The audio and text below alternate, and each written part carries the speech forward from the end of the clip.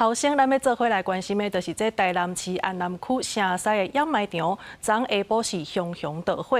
这消防局前后呢抢救7点钟，才总算把这火势控制好掉。也毋过今仔日透早还阁小可咧出现，即马现场4台水车是继续咧转水，初步判断有可能就是电池无做好分类才致死的。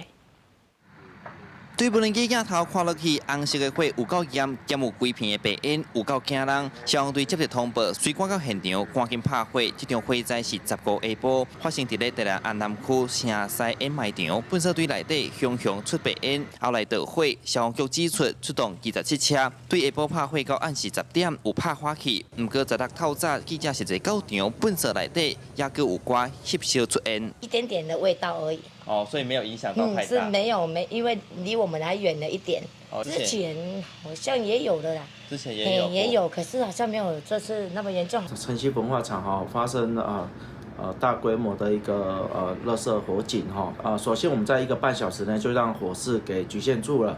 好，那我们有出动27车以及有77人的警役消，那我们也有出动无人机。 那也有搭配环保局，也有出动6部的一个水车，那以及有4辆的一个怪手。经过了解，导火所在是二期掩埋场，火烧的面积大概1000平方公尺。环保局讲，昨昏透暝拢有随时咧监控，惊到发生火灾，透早嘛派4台水车继续喷水，调度几啊台怪手来消土，以防个火灾。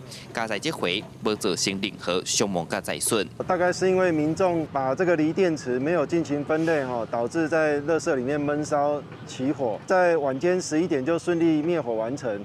那晚上我们也持续派员监控，那还有水车搭配做这个预防措施。掩埋场内一地一地粪扫，看起来真济拢无分类好势。这回因推测火烧的原因，可能有电池无分类。环保局指出，但若是防灾过后，粪扫量平1年共时间增加4成，提醒民众源头分类真重要。尤其电池较到导火物品，一定要分开，才通避免这款状况搁发生。记者出台南采访报道。